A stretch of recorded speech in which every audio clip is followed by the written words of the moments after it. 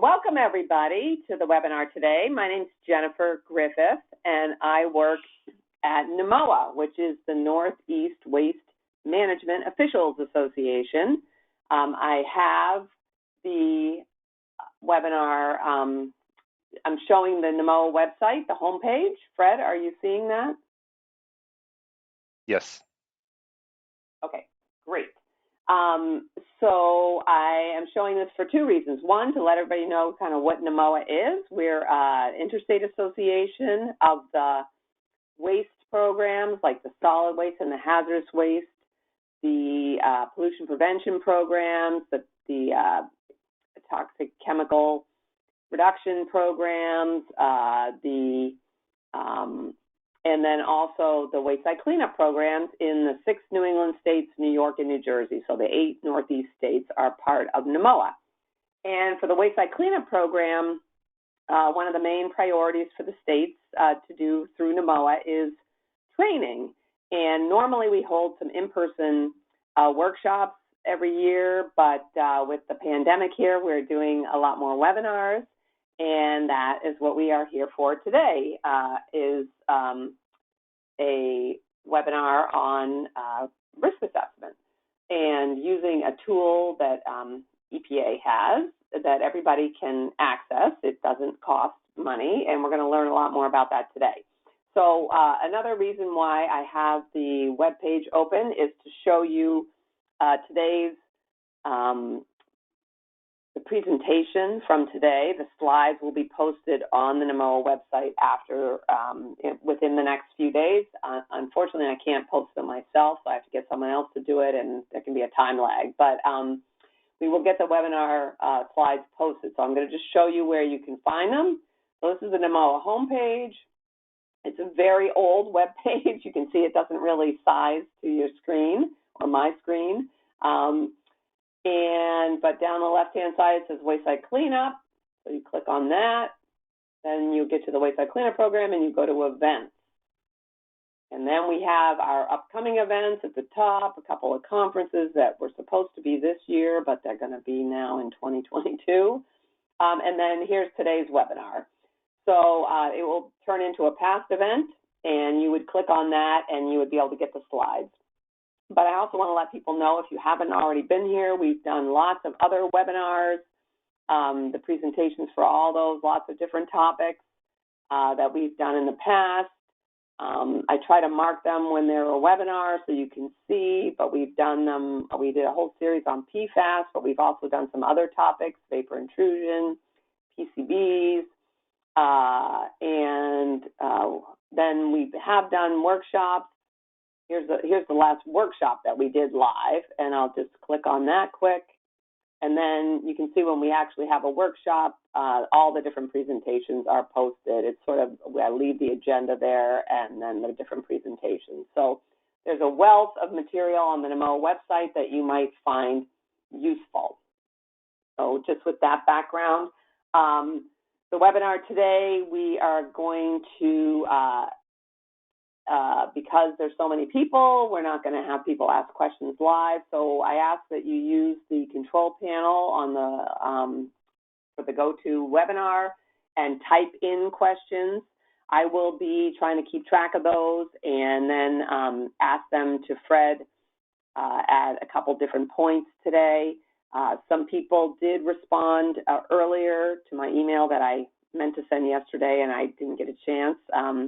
And sent Fred some questions earlier today, and he is going to address those later. He's going to give a presentation, give the demonstration, and then talk about those questions later. So you don't need to repeat those questions in the GoToWebinar question box unless you just sent them within the last 10 or 15 minutes, because Fred isn't able to access his email anymore. So I think that clears up any logistical stuff that I have. So again, the presentations will be posted on the NMOA webpage sometime after this webinar, within the next few days, and I will send you an email when they are posted, so you'll get that.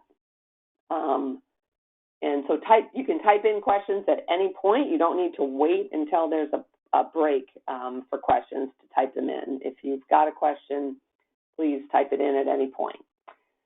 So now I'm going to put Mary's slide up and introduce our presenters today. So Mary is just going to really be giving some opening remarks to sort of set the stage here for why we're doing this today. And I will just note that she has been fighting COVID actually for the last week and a half or 2 weeks. And so her role is a little more limited than maybe what we first envisioned when we planned this webinar. But I am going to introduce her, and she will say a few remarks. And I'm also going to give Fred's background a little bit as well, and then we'll just move directly from Mary.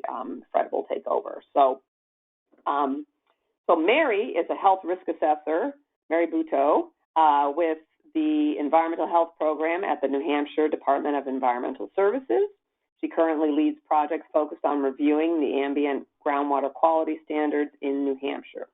She was originally hired a few years ago to assist in the development of their maximum contaminant levels for selected PFAS chemicals. Prior to working at New Hampshire DES, she worked for 12 years at the Toxic Use Reduction Institute in Massachusetts as a research and reference specialist, managing the Institute's library, and also supporting the Toxic Use Reduction Act Science Advisory Board through chemical hazard research. She's got her bachelor's in chemistry and music from Lehigh University, as well as a master's degree in occupational epidemiology and a graduate certificate in clinical pathology from UMass in Lowell. So that's Mary. And then following Mary's remarks, we'll have Mr. Fred Dulleslager, who has been working at the University of Tennessee in collaboration with the Oak Ridge National Laboratory since 1998. And he's worked on the environmental restoration at Oak Ridge, the Oak Ridge Reservation since 1990. Fred began in the environmental laboratory there, performing TCLP and GCMS analysis. He then transitioned into site-specific risk assessment and progressed into managing the calculation of environmental screening levels for Superfund. So some of the notable projects he now manages include the Risk Assessment Information System, the regional screening levels for chemical contaminants at Superfund sites. That's what we're going to be learning about today. But there's also vapor intrusion screening level calculator, preliminary remediation goals for radionuclides, my pronunciation here, radionuclides for Superfund, and dose compliance concentrations for radionuclides for Superfund, amongst other things. So Fred is really, really a keystone here, and we're so fortunate to have him joining us today. So with that, I'll turn it over to Mary. Thank you, Jennifer. Yes, it's the grace of God. I'm here with you guys today to give this couple-minute introduction. Hopefully I won't get into any coughing jags. I want to thank you to NUMOA for hosting this training opportunity. I am very grateful to be a part of the Environmental Health Program within the Air Division at DES for just over the past 2 years now. Our team currently includes 3 risk assessors and a toxicologist. One service we provide is assisting the various divisions with risk-based decision-making. This includes developing screening levels and other numerical guidance for environmental media. The RSL screening calculator is one of the tools we use in developing this guidance. Earlier this year, we were seeking to learn more about this tool as a resource and had been exploring the options for an in-person training. As we've all had our work impacted in one way or another due to the pandemic, we realized that wasn't going to be an option anytime soon. And thus, we explored this opportunity to provide this information on a much broader scale to a wider audience.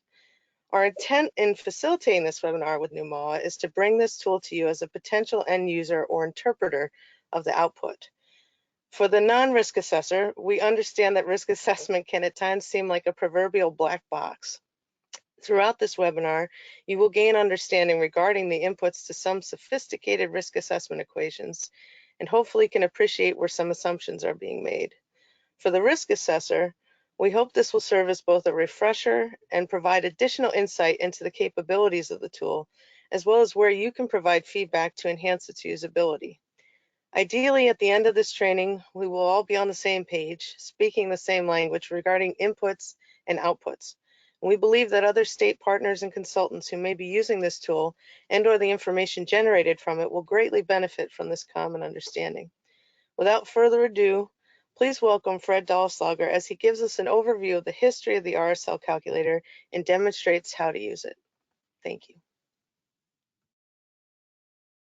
Thanks, Mary, and thanks, Jennifer.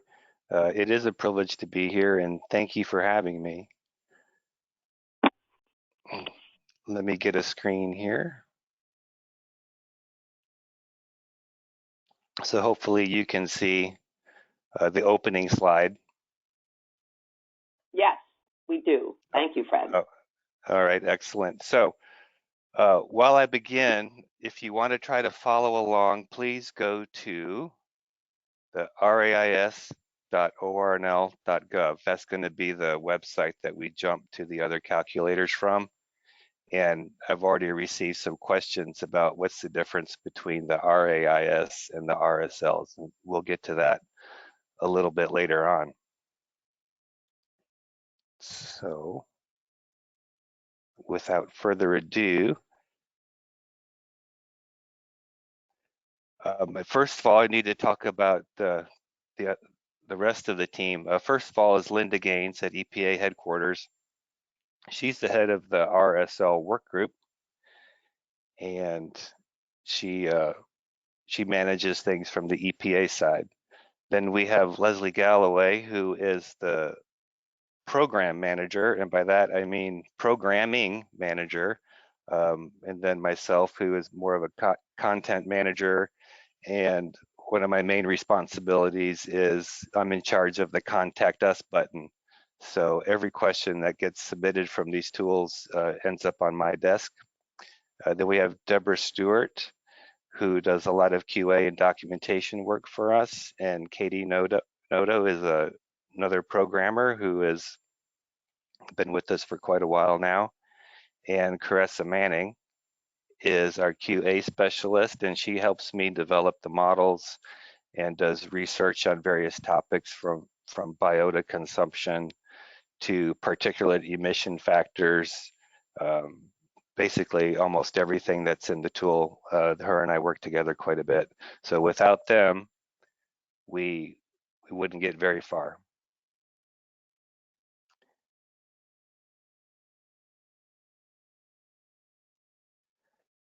So before I begin, I'd like to say that perhaps the second most painful thing that anybody can endure is being forced to watch a child play a video game.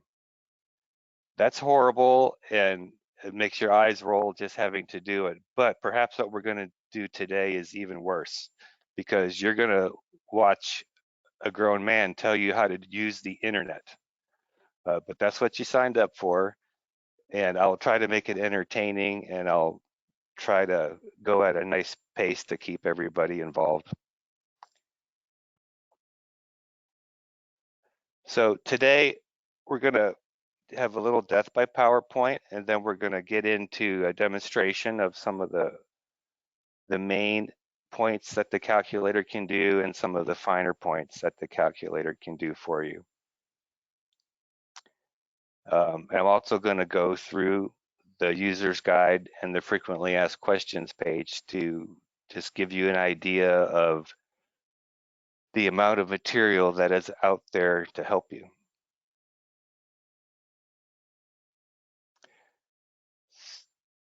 So a brief history.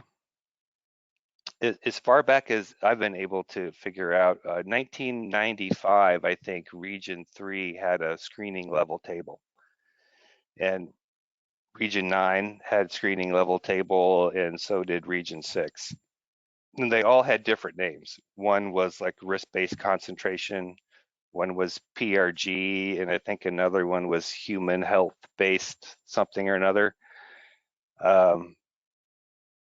And the goal of the RSL was to merge all of that effort to create screening levels into one tool that all the regions could agree on. And that happened in 2008. And the very first website, every bit of it, the HTML and the calculator, was hosted on a server at ORNL that the University of Tennessee supplied. And then throughout the years, it moved to a Region 3 website. And as of 2018, all the pages are on a server at headquarters and are managed by Drupal. So Drupal greatly restricts the amount of neat programming that we can do. So if you're familiar with the tool over time, you may have noticed that some of the ease of access features have kind of gone away. So every change that has happened to the regional screening levels since 2008 is documented on the What's New page. And we'll look at that a little bit and give you some hints as how to navigate that. And as we have said before, now the RSLs are the unified regional screening tables for all the regions. Regions 3, 6, and 9 do host the tables on their own websites, and a couple other regions may as well, but they're all the same table. Okay, so the last bullet says we have an app for that. So you can listen and grab your cell phone, go to your Play Store, and you can install the app. I would search for RSL, RML, EPA, and it should come up.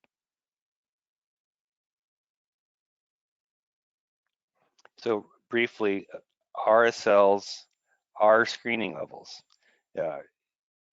If you recall, the main purpose of screening in a risk assessment is to reduce the number of chemicals that you have to manage. So the RSLs are really designed to meet that purpose first. So some people say, why don't you tweak this value? Why don't you tweak that value? Or why don't you give greater resolution to this parameter? And sometimes we can, but in general, we want screening levels to help you with that first step of the risk assessment. Now, are the RSLs suitable for cleanup goals? Yes, they are. And if they're not, you can use the site-specific function to create cleanup goals that are suitable for your land use or your site. And you can also use the site-specific option to change parameters and target risk and come up with screening levels for your site as well.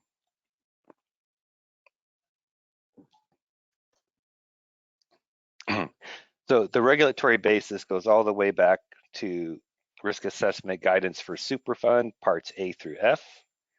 And subsequently, there's been the soil screening guidance documents and carcinogenicity guidance has been out there, and mutagenicity guidance. So all of those are the sources of the models, and by that I mean the exposure route equations. So how does it work? The people I mentioned earlier, they're the ones that control all of this, all the way from an Oracle database that contains all of our toxicity values and contains our physical and chemical properties and our regulatory values like MCLs, or maximum contaminant levels. Those are all out there in a database. And then on the server, we have HTML pages that give you information, and then we have SAS code, which is a statistical software that does all of our screening level and risk calculations, and JavaScript and Perl and the jQuery help the user talk to the server and access things from the database.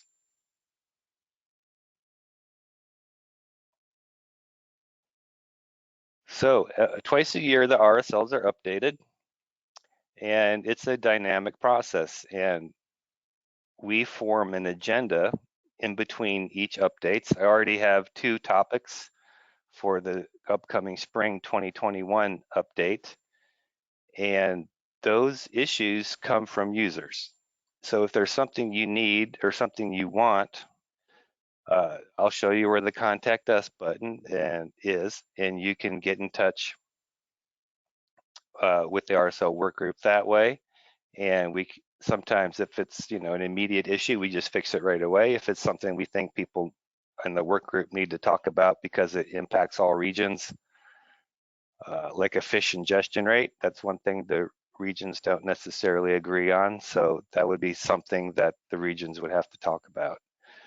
Then we have a series of conference calls where we discuss and resolve what to do. And during that time, we have a toxicity update. The sources of toxicity values, range from iris all the way back to yeast and several in between. And we maintain a separate data table for each of those sources, and we use a hierarchy to come up with which toxicity value to use. So for every update, we look for new toxicity values in every source. For chemical parameters, we only look for new chemical parameters for new chemicals. It would be an all-year job and very expensive to revisit every source of chemical parameters and reform our databases. So chemical parameters, we only look for those for new chemicals. We also check for MCL updates. Those don't happen very often. Then we update our text and we populate the frequently asked questions and the what's new in the user's guide with any changes. And then at some point we freeze the database. So if you looked at the RSLs at all last week and earlier this week, you would have seen a red banner that said the update is in process. So when that red banner is up there, the RSL tables themselves may have different values than what the calculator spits out. The calculator itself is used to generate the tables or the code behind it. So during the update process, there could be a discrepancy. Then we QA everything. By we, I mean Caressa. QAs everything. And we check the tables to make sure that they line up with what they are. And there's a checklist that has around 50 steps. And then we go live and we check everything again. So here's the kind of stuff that could be on the agenda. This is an older agenda, but it's okay. So I've been trying to get the mercury chloride reference dose to be used for regular mercury because regular mercury only has an ROC right now. We have some subchronic values that are more protective than our chronic values, which just seems wrong. So we're trying to get that resolved. There's an old website that sanctioned or blessed which chemicals can actually be used as mutagens, and we've been trying to get that back online. The DWSHA right there, the DWSHA or the Drinking Water Something Health Advisory, that has to do with PFOS and PFOA. Been talking about that. Been talking about asbestos for a while. Whoops. So we've been talking about those old issues. New issues can be anything from somebody disagrees with the CAS number. We want to be able to change the groundwater temperature, to change the volatility status. We want to employ enthalpy of vaporization at boiling point and critical temperature values for the TPH fractions. And in this case, we had molecular weights that we needed to revise for some of the aerochlors.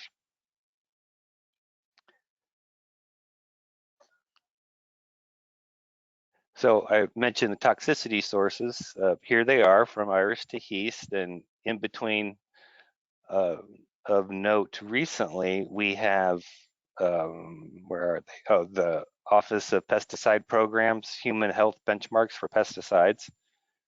IRIS gave up control of 51 of those pesticides, and now we use OPP for those pesticides. And number 6 there, EPA, PPRTV, appendix screening levels. When you see the footnote or the word screen next to a toxicity value in the calculator, it means that it came from an appendix where screening levels were presented. So the general notion there is that the toxicity value wasn't suitable to be published in the main body of the PPRTV, so they put it in the appendix with the notion that you would just use it as a screen to see how toxic the concentration is. So they are very far down on our list. So this is pretty much in the order of our toxicity source hierarchy.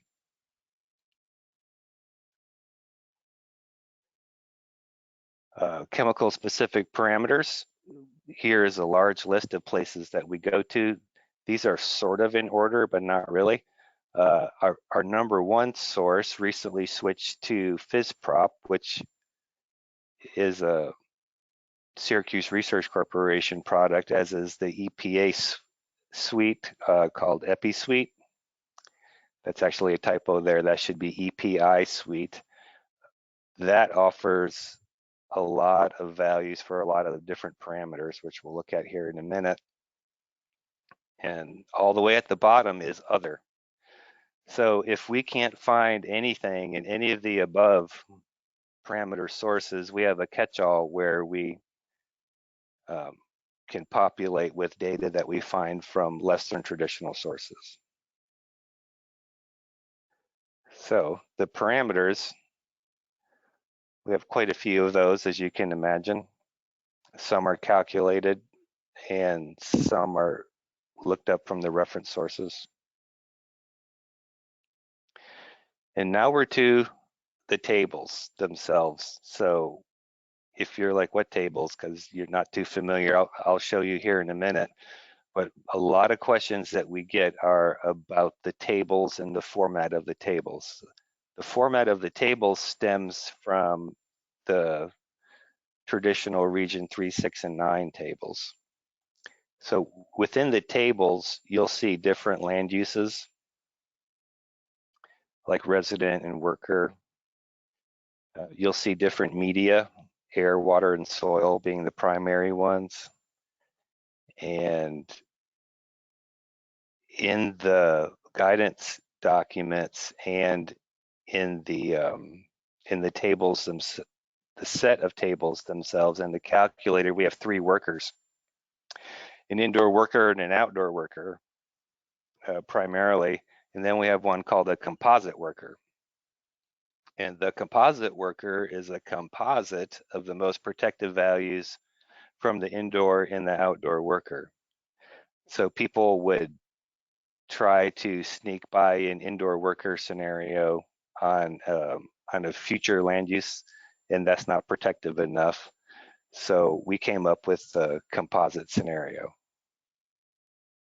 We do a soil to groundwater model as well. And we do a fish table, but that's just for region 3. If any other regions had their intake rates solidified, you could probably ask for your own fish table. We do tables based on target risk of 10 to the minus 6 and target hazard quotient of either 1 or 0.1. And within those tables, we tell you whether or not the screening level exceeded a theoretical maximum or a soil saturation constant. And within the tables, it's always important to look at the key because there's a whole lot of information. So we tried to make references just 1 letter instead of spelling things out. And we also have chemical groups. So that's what's in the green table over here. Here you see we have cyanides, and then under that we have this tilde. And you can tell that if you're looking for hydrogen cyanide, it's not going to be under the H's, it's going to be under cyanides. So we have 10 chemical groups last time I counted. So all your PAHs are going to be in a group. Your dioxins are in a group, your furans are in a group. So if you can't find it alphabetically in the table, it could be stuck in a group.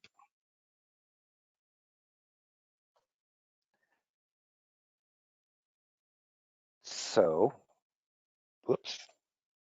The chemicals are in the green columns. Then we have the blue and the tan colored columns. Within the blue columns, you'll find the toxicity values, oral slope factor, inhalation unit risk, reference dose, reference concentration, and then a few other things like whether it's a mutagen, a volatile, absorption factor from the GI, and a soil to skin absorption factor, and a soil saturation value. And be sure and look for the single letter references in the keys and go back and double check what the key definition is. So now back to the tan part where the screening levels actually are. So next to the screening level, we'll just look at resident soil here. You see in the key, there's a little C. What that means is that cancer is driving the screening level. If you go on down, you'll see N. This one means non-cancer is driving the screening level. And the C star star, this is carried over from the tables back in the day. That means that the cancer and the non-cancer values are within a factor of either 10 or 100. I can't remember right off the top of my head. And you're like, why do you need to know that? Well, it's because some people would say, hey, this table's at 10 to the minus 6, and this chemical, the screening level's 27. So it must be 270 at 10 to the minus 5. Well, that's true, but what if the non-cancer value was in between 27 and 270? Then the non-cancer value would take over, and your mental arithmetic right there just failed you at presenting an accurate screening level. Moving down here, we have N for non-cancer. M means that this value exceeded a theoretical maximum, which is 100,000 milligrams per day, milligrams per kilogram. And S means it exceeded the CSAT value as well. So all the little values mean something in these tables. Within the user's guide, we provide a conceptual site model of all of the possible land uses and exposure routes that are in the RSL calculator. So if you're doing a risk assessment for the EPA and you want to spit back a conceptual site model that looks just like the RSLs, you can email me and I will give you the PowerPoint file and you can create this. So this is what we have in the calculators. We have resident, the 3 workers. We have recreator for exposure to surface water and sediment. And we have soil and groundwater for the resident. And we have fish as well. We do not have any biota yet as far as other than fish for like ingestion of produce and things like that. So the calculator has tables. I'm sorry, the UPS man just was banging on my door. So what's not in the table? Recreator is not in the table, and that's because the regions can't agree on exposure parameters for the recreator. And that makes sense because you probably do a little less swimming in December in New Hampshire than you would in Florida. And in the table, we don't provide the indoor or the outdoor worker. We just provide the composite worker, and we don't provide the construction worker either because he requires many site-specific parameters in order to calculate.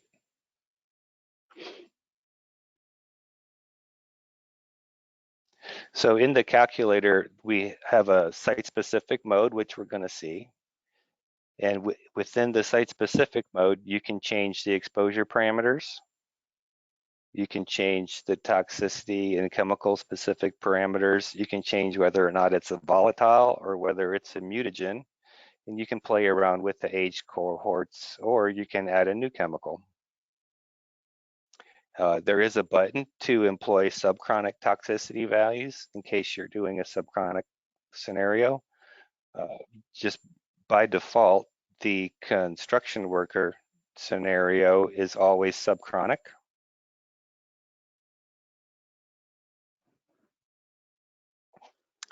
And you can implement a soil saturation or a theoretical maximum substitution.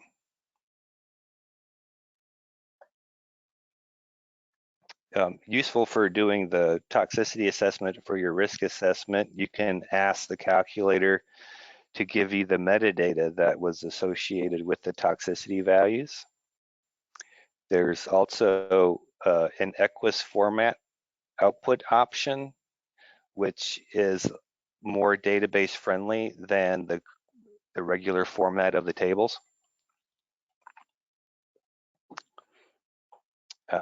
And we're going to see where you can change the target risk or the hazard quotient. For VF and PEF, we let you change what city or what climate zone that you're in. And you can change things like your dilution attenuation factor for the soil to groundwater screening levels. All right, so here's some of the common questions that we get about some of our problem chemicals. For lead, Cal EPA offers toxicity values, which if you thought the RSLs were following a hierarchy for toxicity sources, you would think that the lead tox values would get, presented, but we intentionally don't use those. The EPA prefers that you run the IEUBK model for lead exposures for residents and the adult lead model for workers. Benzene IRIS assessment offers a range of tox values, but the RSL has to only have one tox value. We can't do ranges neatly in a database format like what we provide, so we've picked the upper end of that to use. Cadmium and manganese have different values for different media. So whether it's water, soil, or food, you can end up with a different reference dose. So you'll see cadmium and manganese in the RSL tables twice. Copper is still being discussed to this day by the work group because the reference dose came out of HEAST and it was actually backed out of a drinking water screening level. And we're trying to get clarification on that and potentially adjust that reference dose. Chromium has changed over time as to what's presented in the tables, but the current direction from EPA is that if chromium's at your site, we want you to speciate it into Chrome 3 and Chrome 6. No more combination or ratios of 3 to 6. And mercury, I kind of hinted at it. Where's the oral reference dose? It used to be there a long time ago, and we're trying to get the toxicity work group to give us direction on having a reference dose. So vinyl chloride was the first troublemaker, if you ask me, in the history of the chemicals that are in the RSL. He has a very unique set of equations that combine the pro-rated cancer with the non-pro-rated child cancer form. Presents unique programming challenges. So if you aren't aware that vinyl chloride has a unique set of equations and you try to verify the number using the mutagen equations, it's not going to work out. So if you bump heads with vinyl chloride, send me an email and we'll work through it. The dioxins and furans have a toxicity equivalent factor, and the PAHs have a relative potency factor. And what that means is we really only have one toxicity value for benzoate-pyrene and one for dioxin, and then we use these factors to generate toxicity values for the other congeners. Trichloroethylene is our latest problem child. Again, with a database, you really only can have one tox value to do calculations. So we, after a couple RSL releases, we figured out a way to use one tox value, and we just use it twice and apply different factors. So TCE requires the combination of a carcinogenic and a mutagenic mode of action. So we have special equations that do that. The total petroleum hydrocarbons that are in the RSLs, the reference documents provide cancer values, but we don't use them.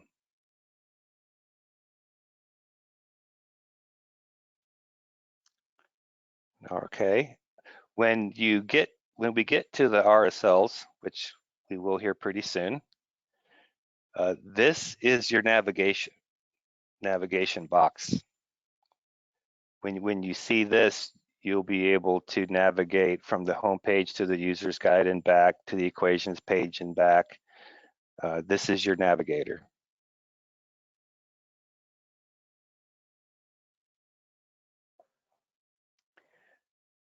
I will show you where this is, but if you want to be informed of when the tables go live for the RSLs, there's a form, and it'd be great if you all signed up. Linda really loves to get inundated with notification emails about people signing up.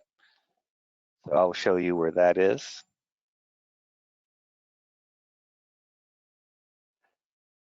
So when we get to the location of the RSL tables themselves, you're going to see a page like this. And it's perhaps not as self-explanatory as it could be. So for the summary table, you have 4 tables to choose from, and you're like, but I just need one. Well, it's okay. So we have 2 PDFs and 2 Excel files, and what changes is the target hazard quotient. So on the left, we have 1.0, and on the right, we have 0.1. And you may be asking, why do you have 2 sets of tables? If you have more than a couple chemicals at your site, it's preferable to screen with the target hazard quotient of 0.1. Because if you had a few chemicals and each of them had a target hazard of 0.9 and you added those together, you would exceed the target hazard of 1 for your site, which is actionable. Actionable might not be the right word. It would require further investigation. So multiple chemicals use 0.1. If you just have a single chemical, then a hazard index of 1.0 is probably sufficient for screening. If you are unsure, contact your regional risk assessor about which set of tables you should use. At the bottom of that table page, there is 2 special tables. The first one is chemical specific parameters. That would be your Henry's law constant, your organic carbon coefficient, partitions, diffusivities in air and water, some of the dermal parameters. Those parameters are all given in a table in PDF and Excel. And the next set is a table of the subchronic toxicity values that are available to use. We continually provide a list of what chronic tox values have changed from update to update, but we don't necessarily do that for subchronic tox. So for subchronic tox, we just give you a new table every time.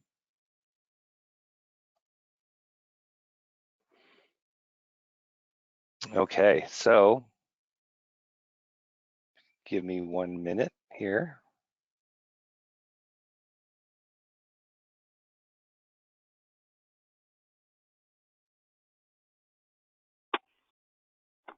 But we do have some questions. Did you want to take some now or wait? Yes, in one minute. We're going to get some questions here in a second, but we're going to transfer to the regional screening level calculator and the supporting documentation and go through that, because we have a new chemical, genophaldehyde, that we need to assess. It's been recently discovered, and we think it's a lot like benzene, so we're going to try to figure out what the screening level for that is, and we're going to go through all of these various options with the calculator. But before we do that, if we have any questions on the history of the RSLs, now would be a good time.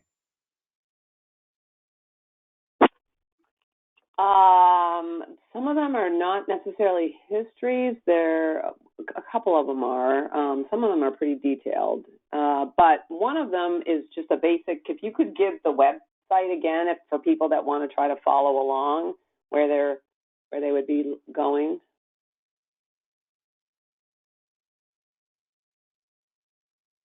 I think you had it at the very beginning slide, but. Yeah, I'm asking my computer to get there, and it's saying no. Oh, come on now. There we go. Oh, that's the training. Go all the way back to the beginning. So rais.ornl.gov. That would be perfect. Okay. Keep that in mind. Let's see. Is there an effective update to the OSWR directive toxicity hierarchy that was issued back in December of 2003? Is there an update from that? From 2003. I didn't know it was that old. So the RSLs started in 2008, and I seem to think that the hierarchy was more around the 2008 timeframe. Okay, so that would indicate there's an update since 2003, I guess. I don't know where we can find that. So right here is where you can find it, but nobody wants to type all that in. So when we get to the calculator, I'll go to that spot first, and we'll check on that date. Okay. For chemical specific values, is your first preference a laboratory measured value rather than an estimated sort of calculated value? That's a question from a friend, because that's easy. Yes, we definitely prefer experimental values over estimated values, except for the first one you see up here, the organic carbon partition coefficient. That's the only one where we want estimated over experimental. And I believe that practice came out of the soil screening guidance.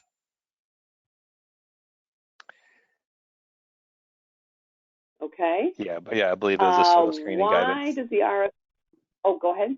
Anything else? So the reason for that is an estimated value is more applicable to multiple soil types rather than using an experimental value for KOC. Right. Okay. Here's another one. Why does the RSL calculator not have the ability to calculate RSLs for construction worker exposed to groundwater? Why only soil? We don't. We don't have it, and there isn't one in the existing models, either in the RAGS Part A through F or the soil screening guidance in supplemental guidance, just not there yet. So I kind of think we would have to have a guidance document that laid out the land use prior to it being in the RSLs.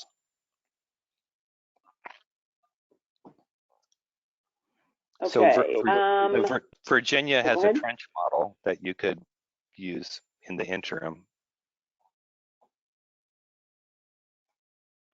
Okay, here's another question that I'm not quite, I don't work in this field, so I don't know all this, but how do you update state and federal ARRs, applicably relevant and anyway, the applicable regulations that are state and federal, and the chemical physical values? Can it be assumed that the state and federal ARRs are up to date? And if there is an update to any of those, does it appear on the What's New page? Like, let people know what ARRs change. So specifically for the regional screening levels, if there is for ARRs, the only one that we publish is the federal MCL.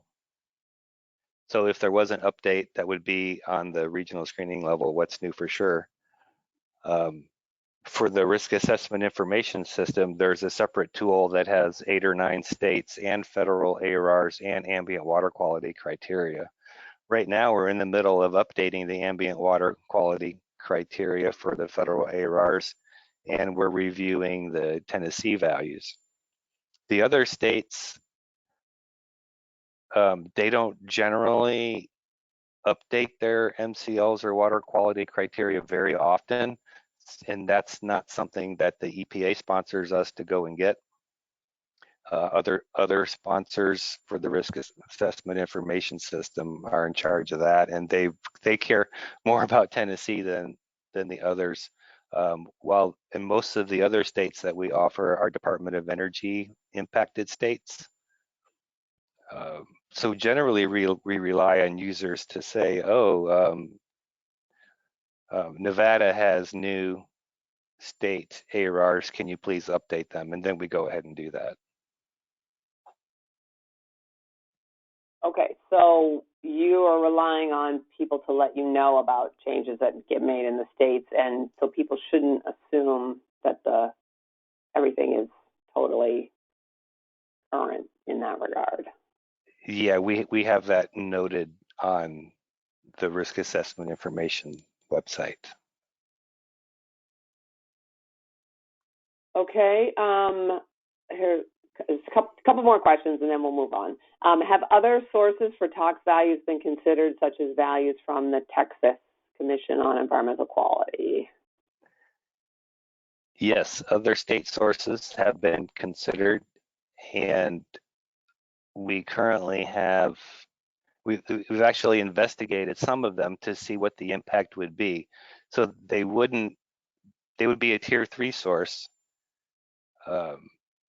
So we have looked at some states to figure out, well, how many new tox values are we really going to get if we go to the effort to start curating other sources? And currently we have the EPA toxicity work group looking at, oh, it's either Minnesota or Wisconsin. I don't think they're looking at Texas, but I don't know all what they're looking at.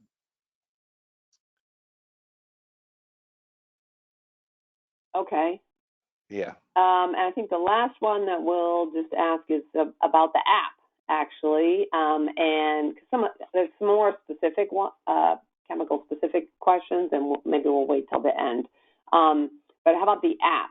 It looks like the person thinks it looks great, but it can be used offline. How does it stay current, though? Do you have to periodically prompt an update for the app? So the way it's currently programmed, when we send you an email that the RSLs have been updated, delete the version on your phone and install the new one. At least if you have an Android, that's what you have to do. I don't have an Apple, and I don't know if the Apple updates on top of itself. I know it's not automatic though, or maybe it is. I really don't know how Apple products work.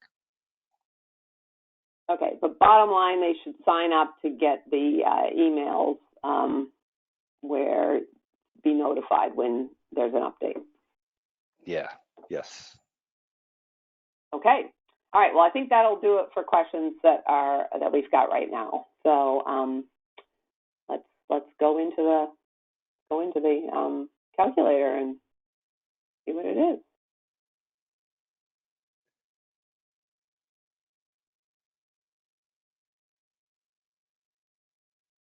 Are you seeing the risk assessment information system, Jennifer? I am. So, Oh, yep, good. great. We're halfway there.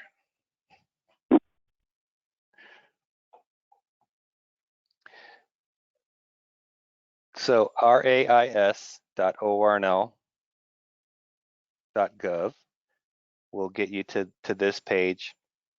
If you scroll down just a bit, you can register to join this work group, and I'll promise you'll only get about 4 emails a year, and those emails will be related to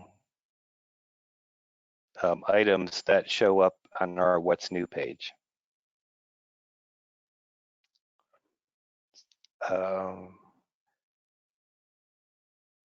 We had a question about the ARARs.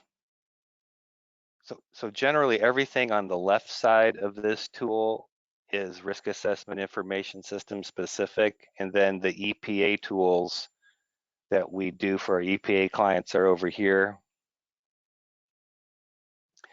And I'd be remiss to mention that we do some work for the state of Alaska as well. I think we had some Alaska people registered. Your cleanup and risk calculators can be found here. But under the RIS chemical tools, there is an ARAR search tool that we talked about.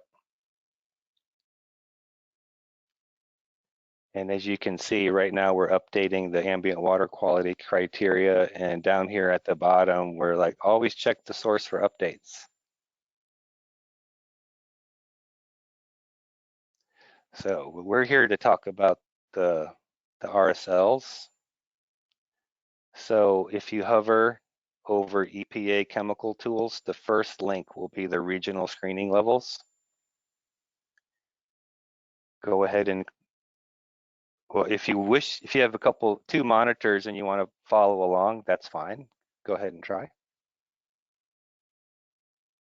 I drank half as much caffeine as normal in the intention of talking slow. So if you wanted to, you could follow along.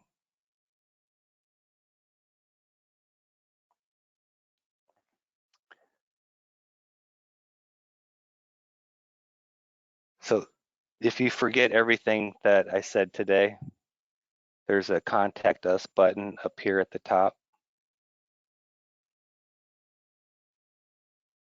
And right in the middle of these 3 tabs is RSL, Regional Screening Level Tables.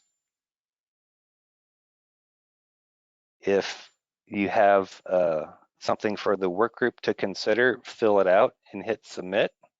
Or if you just want to know when the update is completed, you can either find me on LinkedIn, because I always post a notice, or you can hit this link to the sign up form and fill it out, and you will be notified. You will get notifications of regional screening level updates. And you'll have a joyous day twice a year.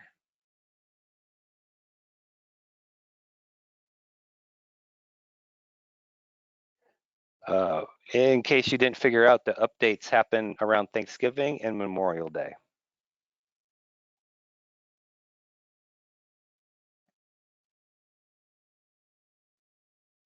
So I'm back at the regional screening level homepage. And some of the things that we talked about are mentioned in the welcome page.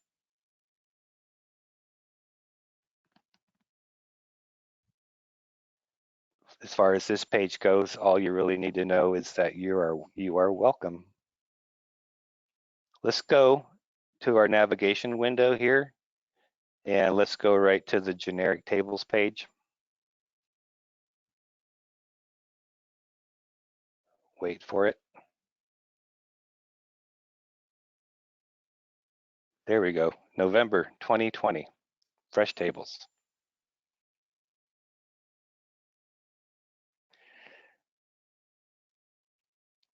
So here are the tables that we talked about. Want a little more detail in the composite table? No, it's not the composite worker, that's up here. So we confuse you by using the same word that means 2 different things. The composite table has every table up here, including the chemical specific parameters in it. So if you just want to get one, you can do it. The tables from resident to resident soil to groundwater, these are supporting tables that give individual results for cancer and non-cancer. I'm going to go ahead and click on one. And then the most protective values are put into the summary table. Hopefully this doesn't take too long to load. No, it didn't.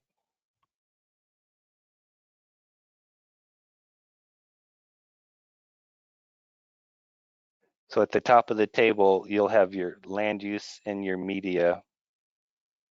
The zoom way in. And it'll tell you the target risk and the target hazard quotient. And in this case, we give it to you route by route. So you get your ingestion, dermal, inhalation, and total for cancer, ingestion, dermal, inhalation, total for non-cancer. And the smaller of the two numbers is what gets selected for screening.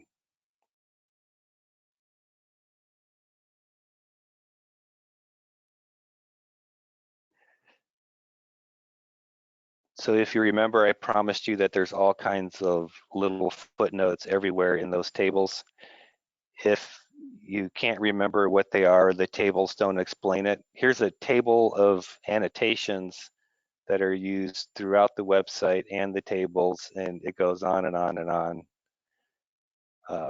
So hopefully, if there's any confusion, you can get yourself out of the ditch by finding that table.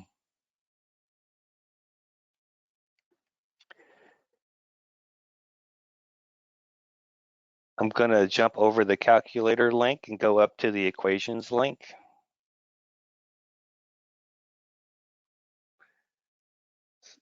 So every equation in this black box of a risk assessment calculator is on this website. So when we get to the user's guide, you'll see that it's seemingly hundreds of pages long. And if you're trying to find what is the default child soil intake rate, you might not want to wade through all of that information. And you can just jump to the equations page. Oh, there it is, child ingestion resident soil, 200 milligrams per day. Let me try zooming in for the duration here. So the equations page to me is very beneficial to just jump in and pull out a tox value or pull out an exposure parameter. The next one I'm going to go to is the frequent questions page.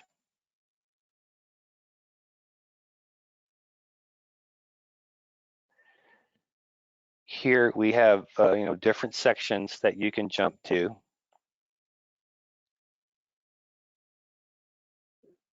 The most popular question that we get is, does my region or state recommend the use of target 1 or target 0.1?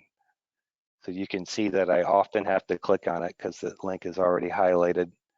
And everything from update frequency, how do they differ from cleanup standards, all that information is answered here. Perhaps the most interesting thing are the chemical specific issues. Asbestos we talked about, benzene we talked about, cadmium and manganese and copper and chromium, we talked about those briefly. We talked about lead, there's manganese, we talked about mercury. We talked about PAHs and dioxins and furans and how to do the congeners. A lot of that information is here. Vinyl chloride, there it is with its craziness. TCE's here too with its craziness. So lots of information in the frequently asked questions. Are they actually numbered? How many were there? 55 to date. Excuse me. So let's go to the what's new.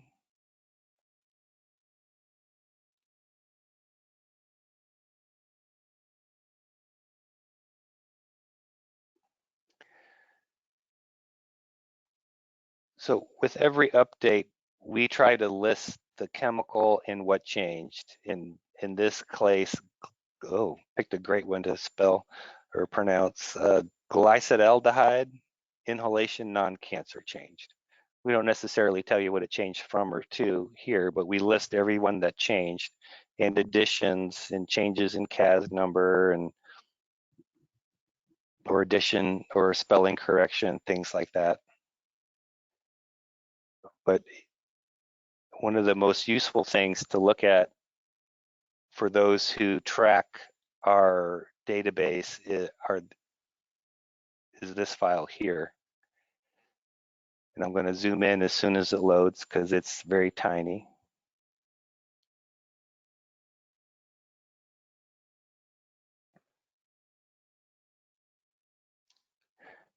So we have blue, yellow, gray. Blue rows mean that it's an old value. Yellow means it's a new value, and the gray row just gives you a change effect. Or in the case of renaming 1,2-trans-dichloroethylene, just gives you some X's just to have an idea that the spelling changed. But with this single table, you can update all 800 and something rows in your own database just by looking where there's X's.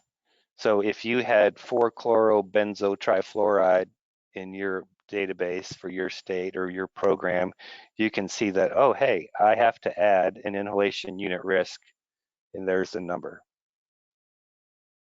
Or coming down here, you can say for trans 1,2-DCE, oh, here I had to add a screening level, PPRTV reference concentration. Then at the bottom in these orange rows, those are brand new chemicals that don't have an old value. All they have is a new value. So you can see we got a batch of PPRTVs, and most of them just had an appendix screening value.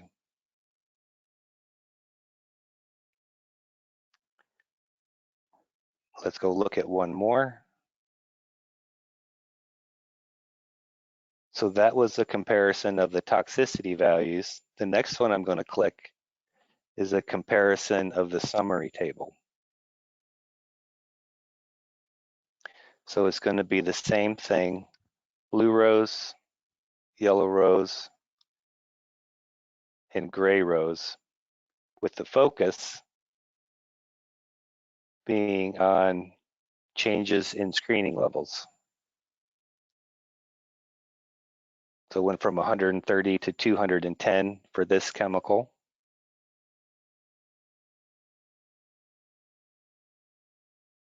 So hopefully that makes sense. This table also has the toxicity values in it. Yeah, I thought so. So if all you do is keep track of screening levels and their changes, you can use this table instead of starting fresh.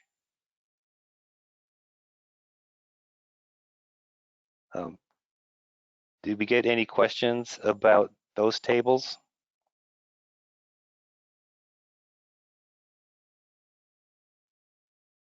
I'm trying to look. I wasn't really. I can't find the chat window.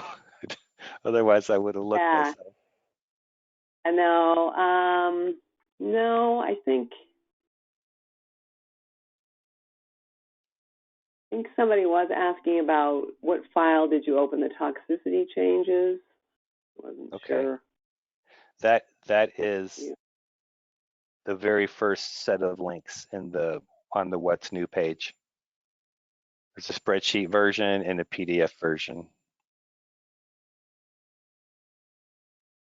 Yeah. Yeah, so we're in the What's New section of the regional screening levels. Yep, What's New.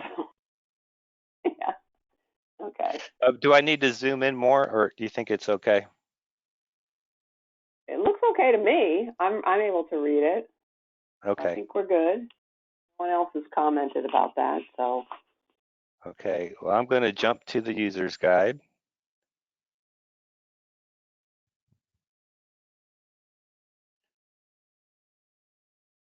I'm watching it spin up here to make sure everything loads. That's going to be important when you get to the calculator.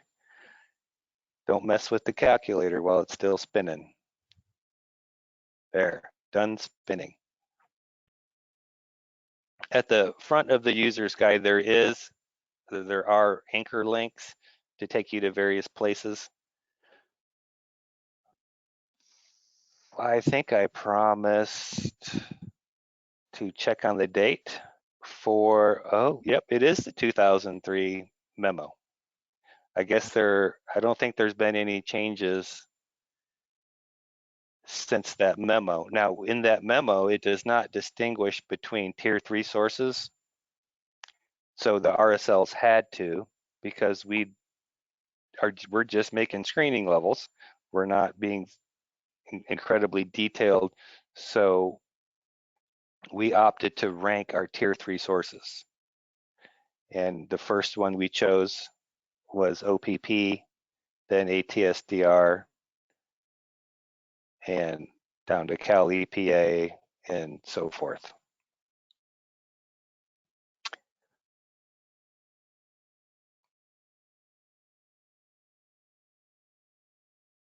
I'm gonna hit the back button to go back up to the list. Chemical parameters. In the second section in the hierarchy, you'll see for KOC here, the first one in our hierarchy is EPI estimated values, with a few exceptions. And then almost all of the other ones, like we'll look at water solubility, we take FISPROP experimental, then EPI experimental, CRC Yaws experimental, Perry Lang, and then we get down to FISPROP estimated, Yaws estimated, EPI estimated. And so for all of these other parameters, the experimental values come first.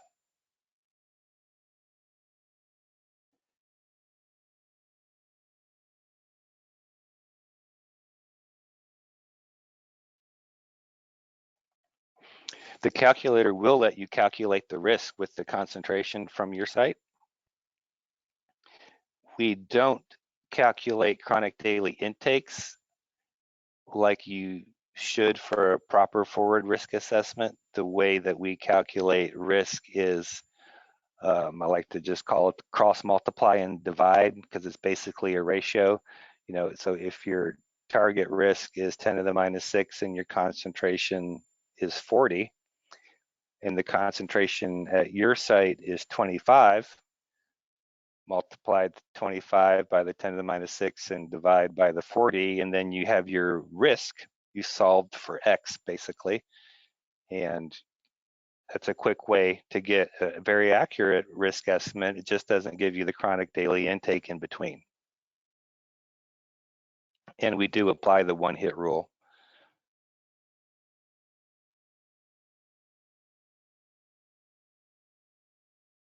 So Fred, section, it's very, go ahead. sorry, could I ask a quick question? And I'm sorry if you've already covered this, but it might go back maybe even a tab. So how are chemicals added to this system specifically? Like, how does a chemical get into the system? I noticed that obviously there are a limited number of PFAS chemicals in there, for instance, PFOA and PFOS, but you know, PFNA, I'm not sure whether PFHXS or PFNA are in. I was just wondering if you could just make a quick mention of how a chemical's added or why. If one of our toxicity sources offers a new chemical, you know, with the tox value, then it gets put into the RSLs. PFOS and PFOA would be an exception. They are in the calculator, but they're not in the table. So if you wanted to estimate what a screening level would be, you can use that with the calculator. The values in the table tend to carry a little more weight.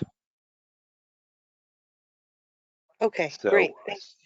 okay, that we're waiting on a memo for us to include PFOS and PFOA in the tables themselves. But for right now, for people who are developing screening levels for whatever program, you can do that with the calculator. There's other PFAS in the tables. PFBS comes to mind, and I think there's a salt to that one too. Not sure. So section 4 lays out all the equations for each exposure route, and I will do the indoor worker as a real quick example. So it starts off with non-cancer. So there's your ingestion inhalation total, cancer ingestion inhalation total.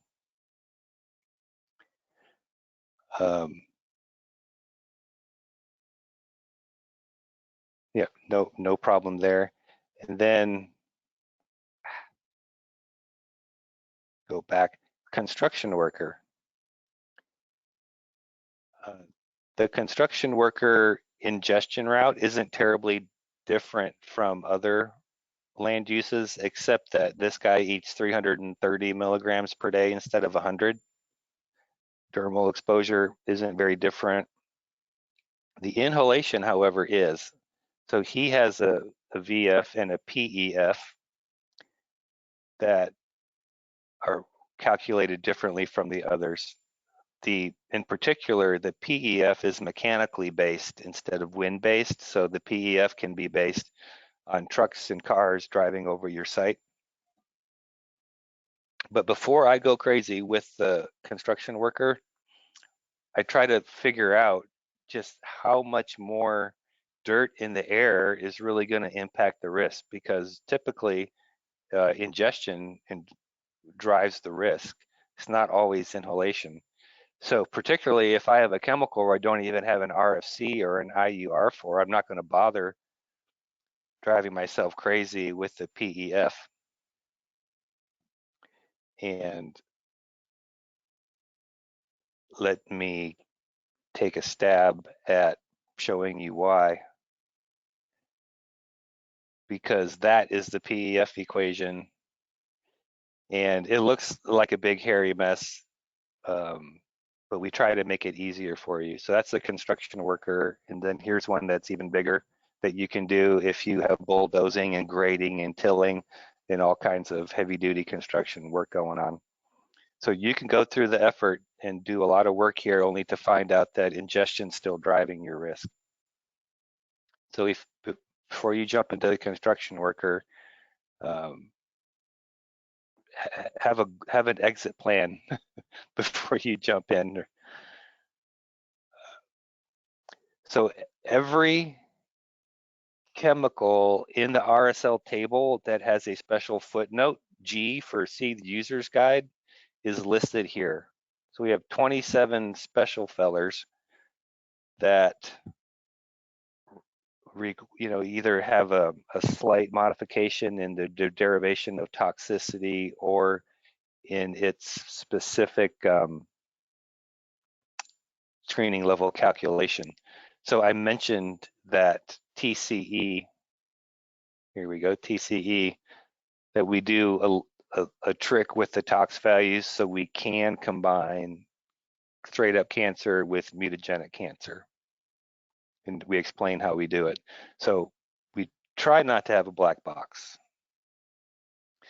And then in the last section, we have table 1. Every parameter that gets calculated and every input into every land use is identified in the source and the default value. So here's that construction worker. Where did that 330 milligrams per day come from? Well, it came from what I bet is soil screening guidance supplemental. And even were some crazy ones. Here we go. Wind speeds, aerial extent of contamination, all of those variables are in table 1. So only Keith Businski is allowed to email me directly because he admits that he's too lazy to read the entire user's guide and he just wants to know answers. But he's the only one that's allowed to do that. All right, let's go to the calculator.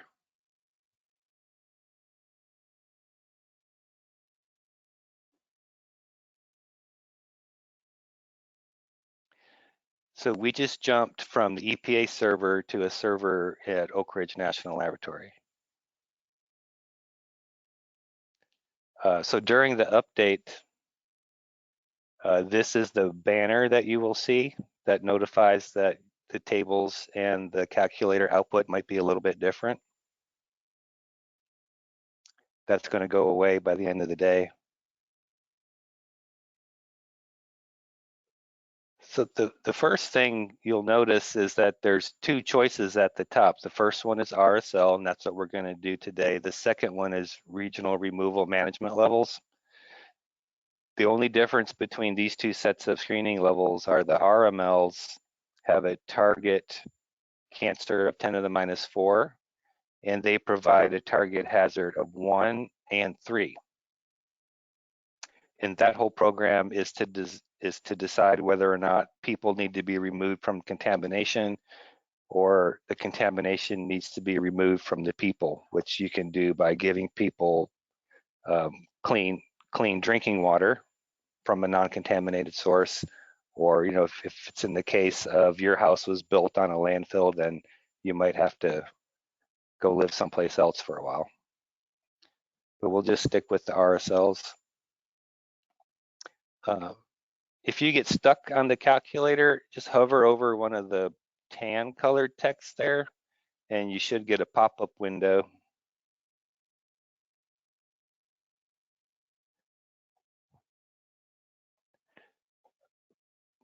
That tells you what to do there. So in this case, I'm just going to stick with the hazard quotient of 1, target risk 10 to the minus 6.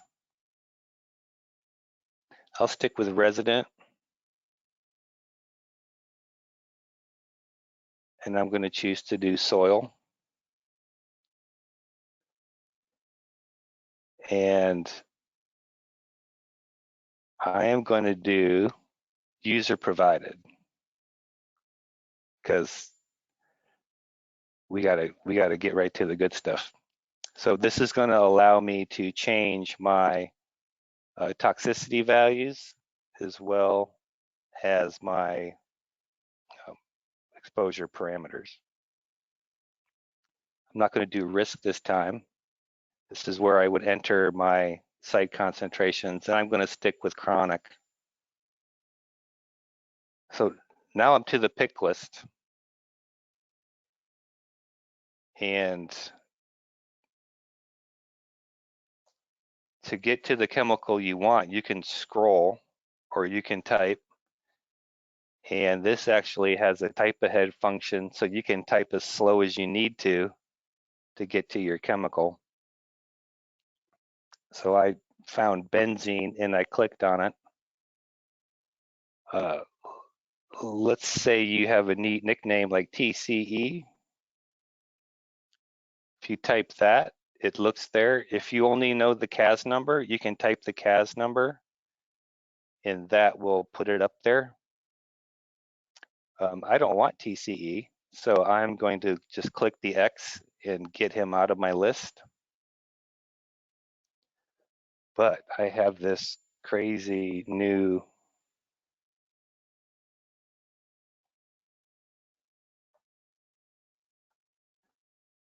chemical, genophaldehyde, and it asked me, do you want to add it? And I'm like, yeah, let's add it. There it is, it's in there.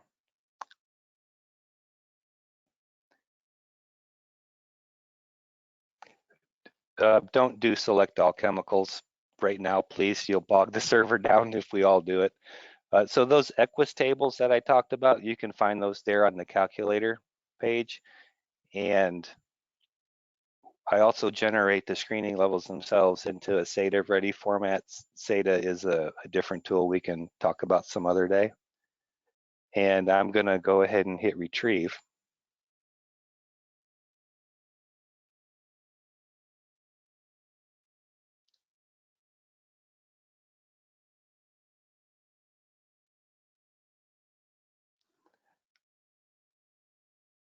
So now I have my new chemical,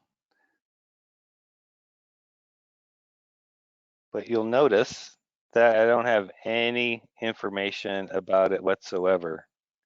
But we think it's very much like benzene. So you can just listen. Once you see what I'm doing, you can go play with the app or hit the contact us and sign up. But what I'm going to do is copy all of this information from my known chemical into these other cells right above it. So I've got my toxicity values for genophaldehyde. I'm going to go get my absorption values. So these values for diffusivity, they're not editable. That's because they get calculated. So don't worry about them. They get calculated based on the molecular weight and the density. And the unitless Henry's law, of course, gets calculated based on the Henry's law with units. So we don't need to do that. So I'm getting all my chemical specific parameters.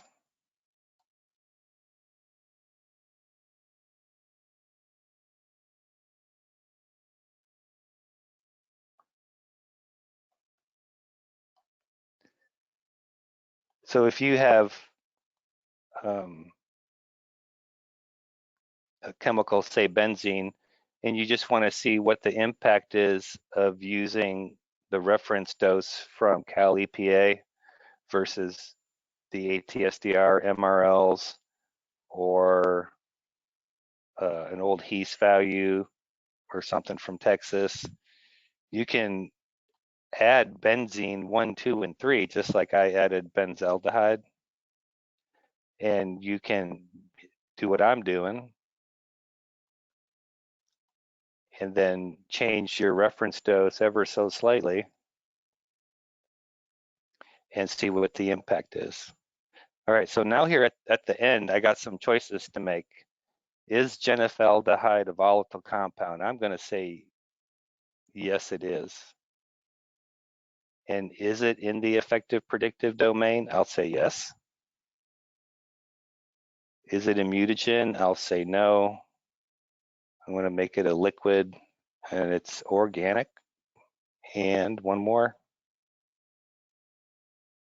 It is a volatile.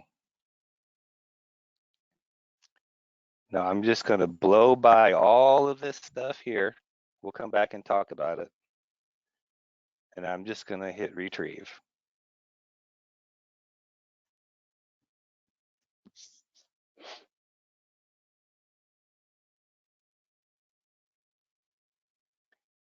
So on the output page at the top, you have the ability to download it to a spreadsheet or output it to a PDF.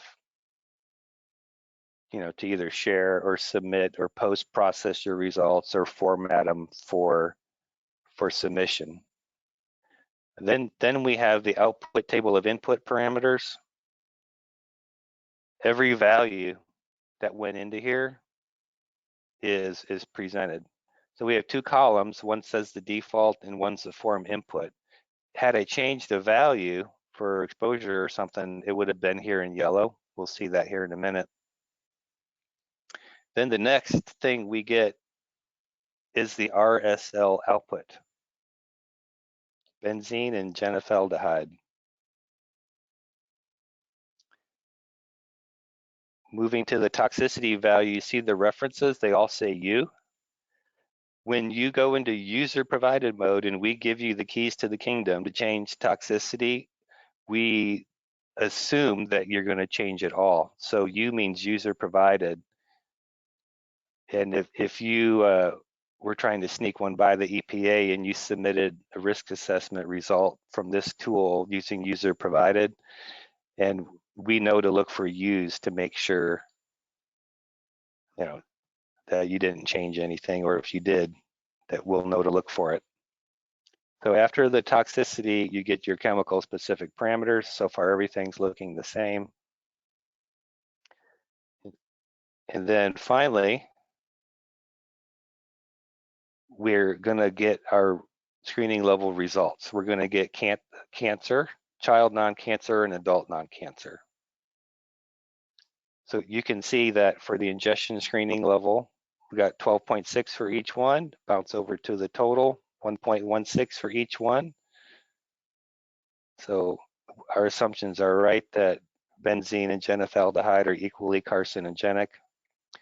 Taking a quick look here for the non-cancer child, values are all the same. Adult, they're all the same. And the screening level in red is the most protective of the cancer and non-cancer values. So genethaldehyde soil screening level is 1.16, just like benzene. So that's kind of one of the most advanced things you can do with the calculator is the user provided mode, but I wanted you to see that. So I'm just going to hit the back button.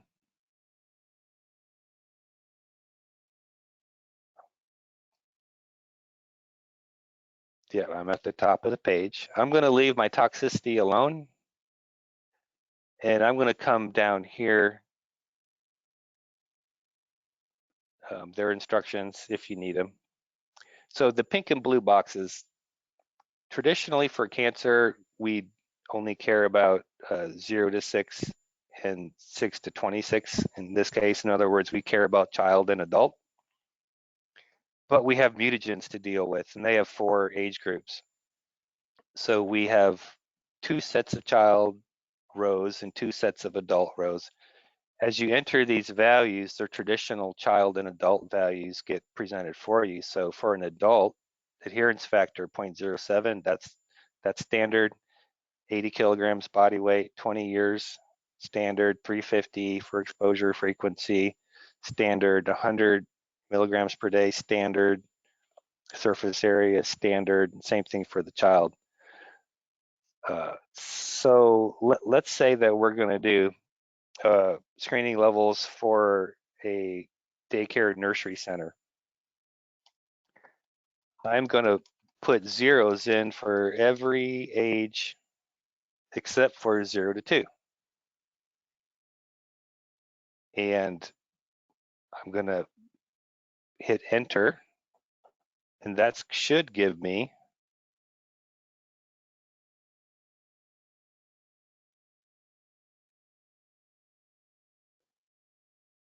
some child-only results. So here you can see where I started changing things. That'll show up in your output to Excel or PDF. And I'm going to go all the way over. There, I'm getting cancer results as expected. I'm getting child results as expected, and I have no results for the adult. And that's because I zeroed him out. I'm going to hit the back button. And there are my numbers.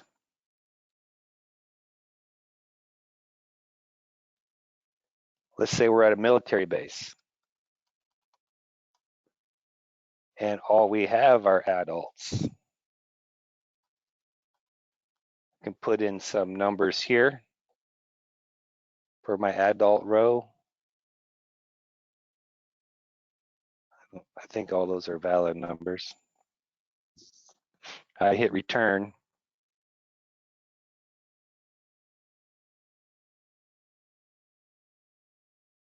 There's my changes. And if I sneak all the way over to the end, I have no child results for non-cancer, and all I have is adult.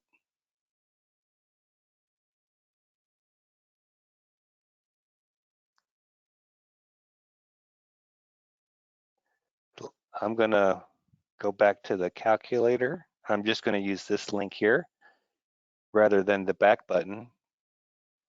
When you do that, you get a clean load of this page. Sometimes the buttons that you click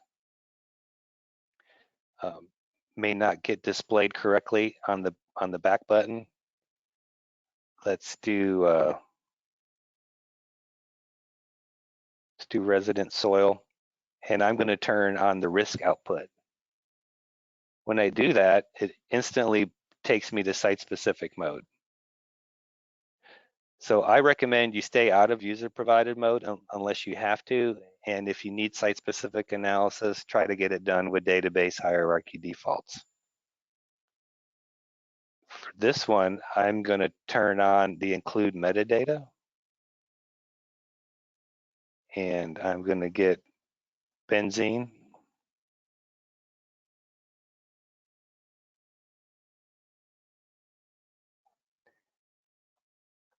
I care about TCE this time.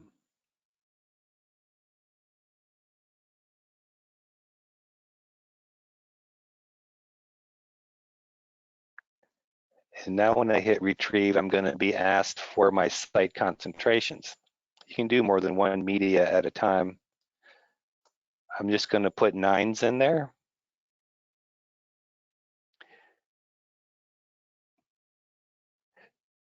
During the course of your dealing with the pink and blue boxes, if you forget where that exposure parameter is in the equation, you can click on these equations and it'll show them to you. A blue box means it's calculated from the pink and blue boxes above. White boxes means that you can edit them. We've already done all the work for our mutagen values. So we have a special section here for mutagens. We talked about particulate emission factors. There's the equation. If you need to change what city you're in, you can do it. I'll say we're in Las Vegas for this run. And for volatilization factor, where did it go? I'll be in Las Vegas as well. The mass limit, we don't have time to talk about him today. And I'm going to hit retrieve. Remember I said let it spin, let it spin? If you hit this output to PDF while it's still spinning, it'll only give you the output that's generated so far, and you'll think it's broken. But so just let it spin until it's done. So Fred, there's about a little over 20 minutes left. Oh, just a heads up. Okay, great. So here's all the values that I changed. Remember, we entered concentrations. However, you're going to get your RSLs come out first. You got to scroll past the RSLs, and now we get a risk table. Much of the same information. The good stuff is towards the end, where there's the concentration that you entered. And then here are risk results, and these are directly additive. So the total ingestion, inhalation, cancer risk, and then your hazard quotients for adult and child for soil. And remember I asked it for metadata? So by toxicity value, all that metadata is going to be spit back for you along with the tox value. So target organ blood, target organ kidney. It's a human study. Slope factor, similar data, gives you cancer type, EPA cancer classification. For the reference dose, gives you the benchmarks, confidence in the study, critical effect, and the target organ. And same thing for RFC. So with the metadata turned on, you can pull out a lot of information. And I'm going to go back to the calculator,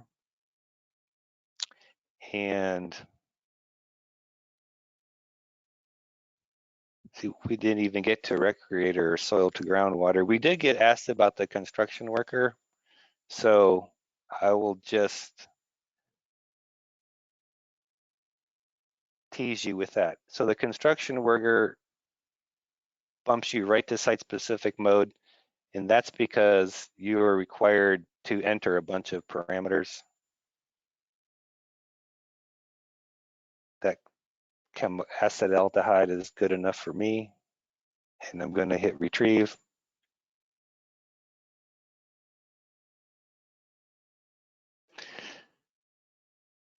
The construction worker is 1 year or less. So in order to properly average your cancer and non-cancer exposure times, we ask you to pick how many days per week and how many weeks a year the construction activity is going on, because there's only dust in the air when the trucks are running. So ingestion inhalation stuff here is pretty easy, but here's all the empty cells that you need to fill in order to get a PEF. So this PEF will calculate itself as you fill these in, or you can find an intern and have him go measure the PEF, and you can just enter it in all by yourself without having to do any of this work and hit retrieve.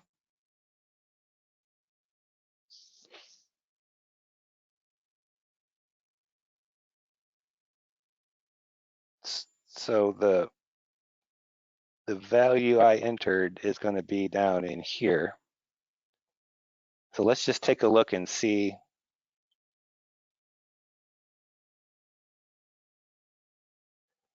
All right, so I'm saying there's 444 million cubic meters of air to hold 1 kilogram. Let's see if in that inhalation screening level, oh, well, I didn't have an ingestion one to compare it to for this chemical. That's my bad. But that's what a real quick look at what the construction worker requires you to do. I think we better entertain questions. Oh, one more thing before I forget with the questions.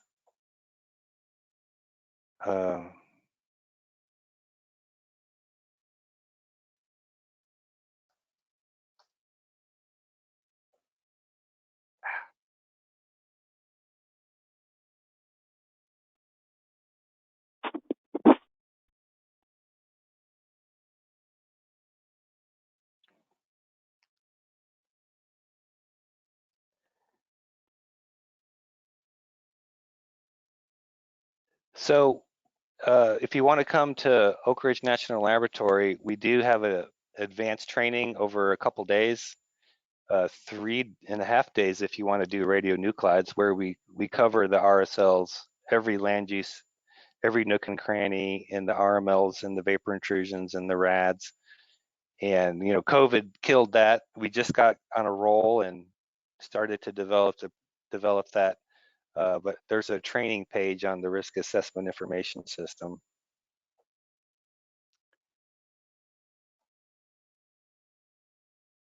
So Jennifer, how about I do the questions that have already been submitted, since I kind of promised them that I would, and then we can pick up any stragglers? Yeah. Okay, so first question submitted was, I assume that the resident soil and the industrial soil both mean the same soil. So the answer is yes. For the resident and the indoor-outdoor composite worker and the recreator, those are all generally considered surface soil. Now, EPA guidance ranges from 1 to 2 meters, 0 to 2 feet, 1 to 2 inches. So there's no intrinsic depth implied other than it's surface soil. The construction worker could be for deeper soils, particularly with your if you're doing bulldozing and grading and things like that. And soil to groundwater is, of course, even deeper still, and that's deeper contamination, and you're assessing that for the protection of groundwater being used down site or down gradient. What does screen current mean? So screen is an appendix RTV screening value. Current means that it has not been archived. That question is particular to the RAIS, and I'll fill that in here in a minute. What if your receptor isn't an option? So I showed you how you could do a nursery and how you could do a military base by getting rid of children and getting rid of adults appropriately. So with the site-specific option, you can create any land use just about. Talked about lead a little bit.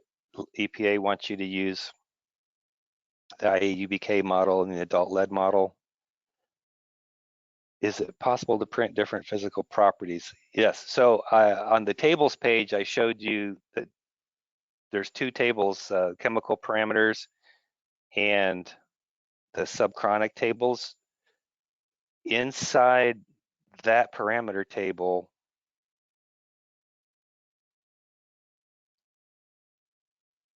you can, I'll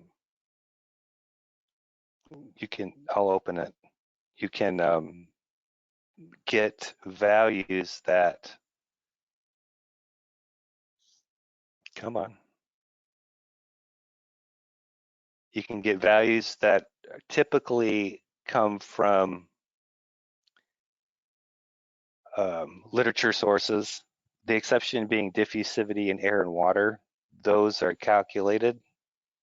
No, you can't read it. I'm zooming in.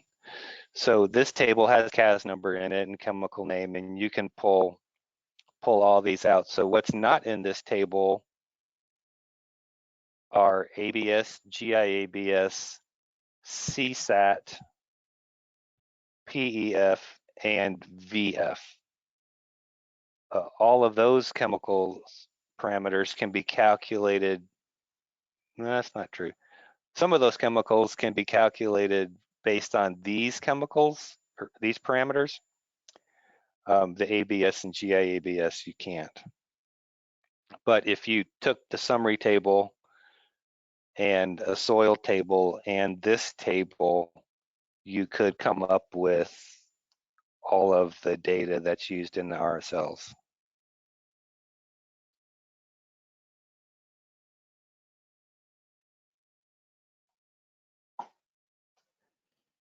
And so the next question is, when are the chemical people gonna get farmer and resident produce like the RAD EPA people have? So the RAD tools have like 20 something different produce types, and we do chicken, eggs, ham, beef, milk, goat, and sheep, meat and milk. So we do a lot more for the farmer and for the gardening scenario on the RAD side. And it's being talked about on the chemical side, but I don't have any timeline for a decision. And the next question is about differences in results, if any, between the use of the RAIS and the RSL calculator.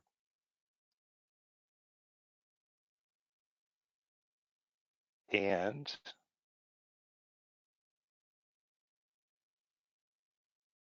under chemical tools, come on, there is a PRG calculator. And it looks eerily like the EPA tool. And you can operate it, except for the pick list being different, you can operate it just like the EPA tool.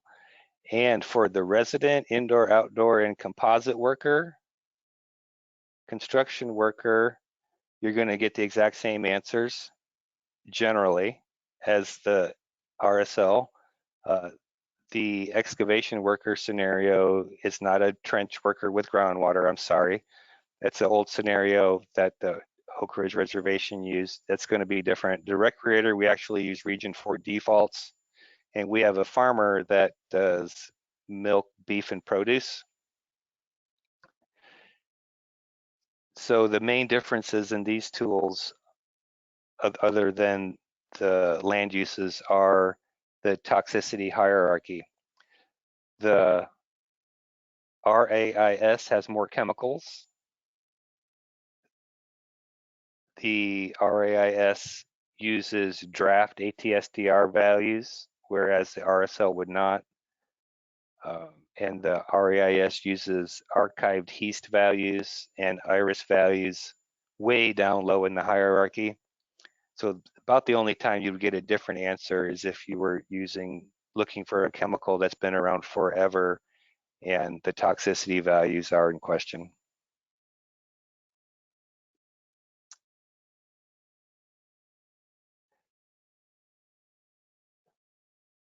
So differences, RAS, RSL, kind of hit on that real quick. Advantages. The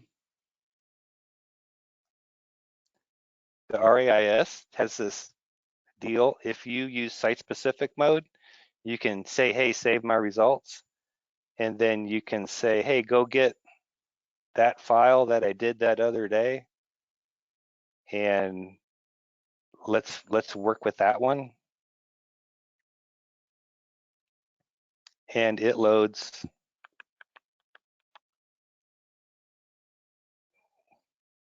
Well, it did earlier today. Maybe it's just thinking.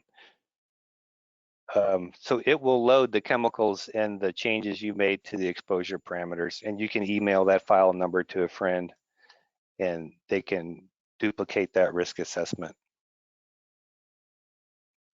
The advantage of the RSL is that you can say, hey, this is the EPA's tool, and so you can beat the EPA with the hammer that they gave you. If I have a choice of doing the RIS and the RSL, I usually choose the RSL so I can beat the EPA with the hammer that I made for the EPA. We talked about the construction worker a little bit, and that was it for the. So the RAIS came first by a lot.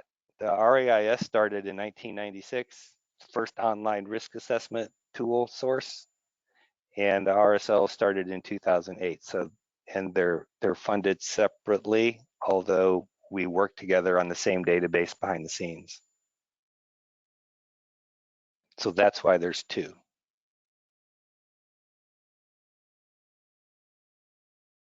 All right, Jennifer, what else you got?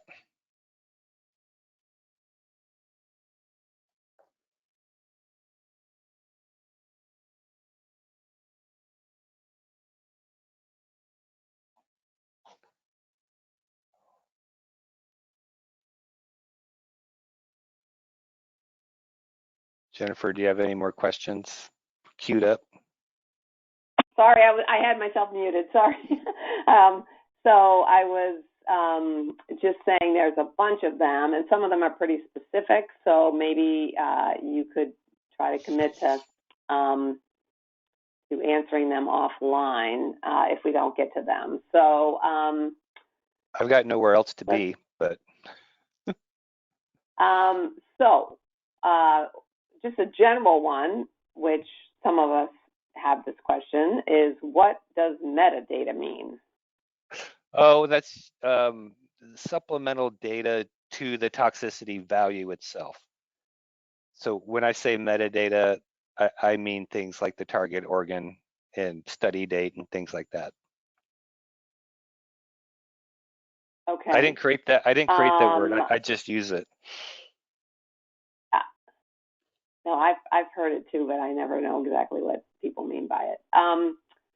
When would one use a 10 to the minus 4 as the target risk for the RSL calculator? Are there any specific instances or examples?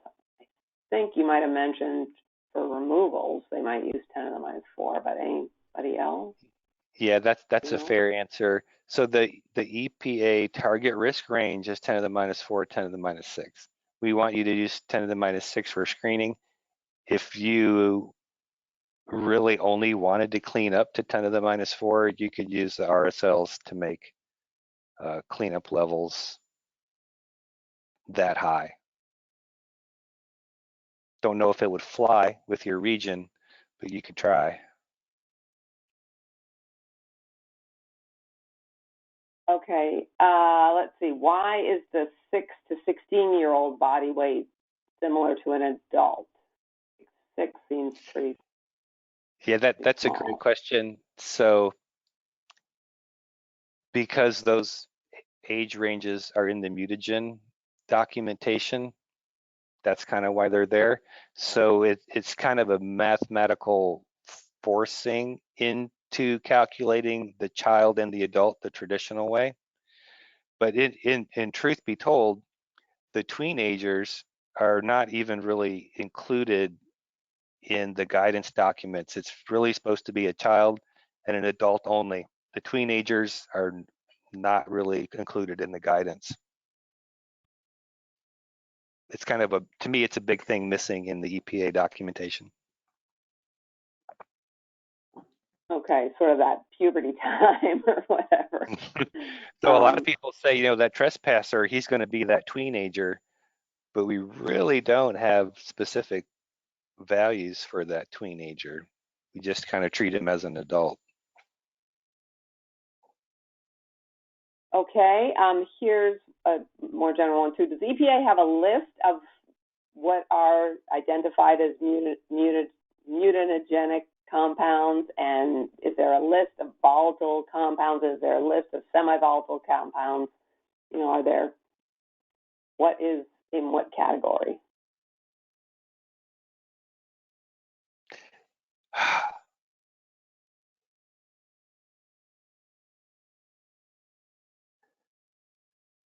The definition, volatility has a definition, not a list. Volatility is based on the vapor pressure being greater than 1 or the Henry's law constant being greater than 1 × 10⁻⁵ atmosphere cubic meter moles. And can you repeat the rest of the question? So, mutagens. Yes, mutagens. What's mutagenic? What ones are considered mutagenic? The mutagens are listed here currently. We want them listed on the website that used to be, but the mutagens are listed here. So this is kind of like the blessed list. So there's been a bunch of PPRTVs that have come out that say mutagenic or carcinogenic by mutagenic mode of action, but they have to get blessed by a group and then they can go on the list. This is a compilation of what the list used to be. So there's still a little bit of growth to do in that area.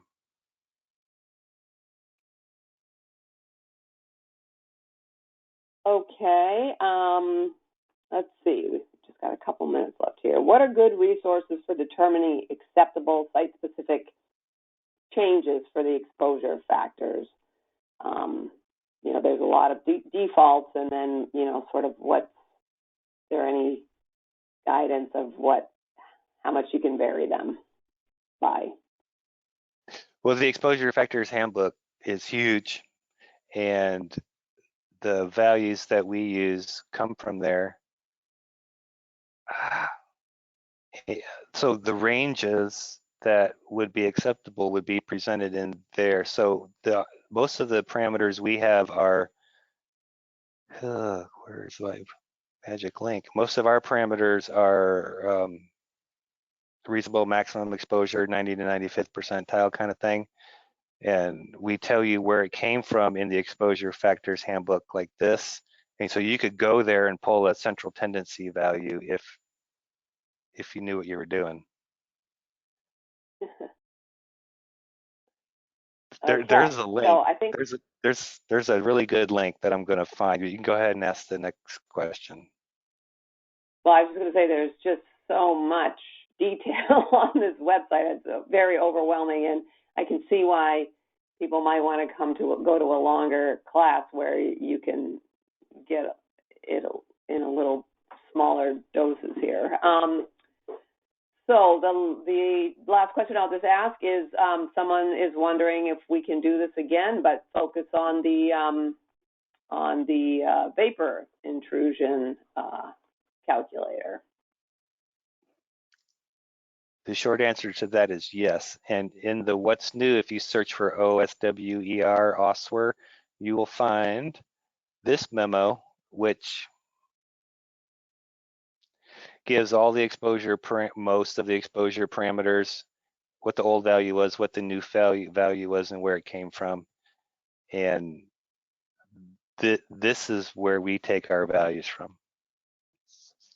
So if there's an update, a big update to Exposure Factors Handbook, we hope that the EPA will reissue this memo with updates. And I would very much love to give more detailed discussions, maybe land use by land use, I don't know, or media by media. Soil to groundwater, could be a nice hour-long discussion. Vapor intrusion could be quite lengthy as well, and then there's all the RADs and the RAIS tools themselves. So in my experience, we might, a lot of states use the RSLs in some fashion, even written in regulation, or they use the RAIS in some fashion or written in regulation. yes. So we might develop a little mini series here on with a couple of those other topics: the soil, the groundwater, and the vapor intrusion. Anyway, I'll be consulting with my states and my steering committee to see if that would be something they would want NMOA to do.